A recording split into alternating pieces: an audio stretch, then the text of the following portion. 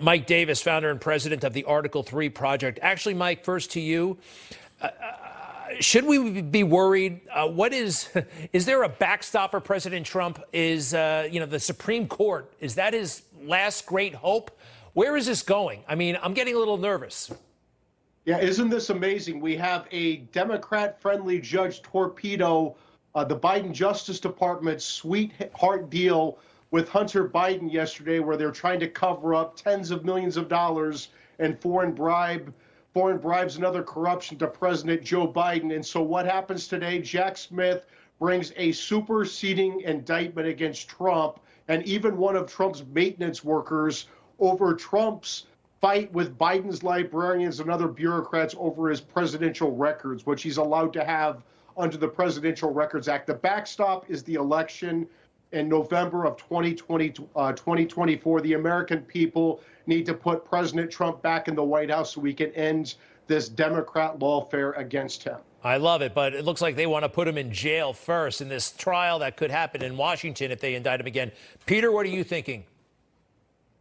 Look, the noise here is all the charges they're going to throw at the wall on Trump. The signal is this is simply an attempt to stop Trump from being elected in 2024. In my view, it's seditious conspiracy. This has been going on for a very long time, going back to 2016 and the Russia hoax. And to put it in an international context, Greg, you have Bolsonaro, the Trump of Brazil, no longer able to run for political office based on rulings from a hostile judiciary. And you got the same thing going on in Pakistan with the Trump of Pakistan. The judiciary again took that guy out. This is fascism. This is Stalin's Russia. This is Beria, who was Stalin's deputy premier. Show me the man, I'll show you the crime. And it's Xi Jinping who's making tycoons in China disappear now on almost a nightly basis. Signal is it's simply election interference at best, seditious conspiracy at worst.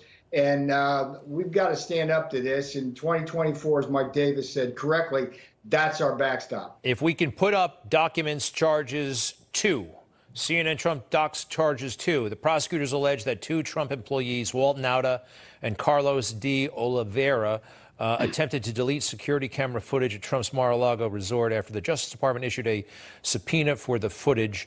I noticed they don't have communication records from Trump on this. I mean, talk about absurd. I mean, it's one thing to have a debate about documents, but now they want cameras from inside his own home, footage from inside his own home. You mentioned, we agree this is ridiculous, but on the merits, can you take us through it, Mike? Does that mean anything? Well, I mean, what they're trying to do is charge Trump for espionage for the non-crime of a former president having his presidential records, which is allowed by the Presidential Records Act. And then they're trying to charge obstruction and conspiracy on top of this. If the Biden Justice Department cares so much about protecting our national security and classified records, President Biden had 5 sets of stolen classified records, moved several times, accessible by his Chinese agent, and almost certainly used by Hunter Biden to secure tens of millions of dollars in foreign bribes and other corruption. And it was unguarded for years. These are guarded records in the office of former president, guarded by the Secret Service. Hey, if I could, do me a favor, put up the New York Times headline. I think this is fantastic from 2006, because they're trying to fool a lot of people about classified documents, because most people don't get to see classified documents. But in the swamp, it's a totally different situation. That President Bush, he did this. He authorized an aide to disclose classified intelligence on Iraqi weapons. That came as no shock to official Washington. The leaking of secrets has long been a favored tool of policy debate, political combat, and diplomatic one-upsmanship. Peter, they're trying to say, oh, we showed a classified document to some people at the club. But people in the swamp know about classified documents. They're counting on people outside the swamp to be intimidated, novice, and be like, oh, my gosh, this sounds like the worst thing in the world. Well, Mike Davis is correct. It's a non-crime. Every document that was at Mar-a-Lago, President Trump had every right to have there, which is very different from what both Vice President Biden did and Vice President Pence did, taking stuff. Only a president has the authority to declassify whatever the heck he wants. Again, I get back to let's not get caught up in the noise. There's going to be all these bogus charges. People are going to debate those.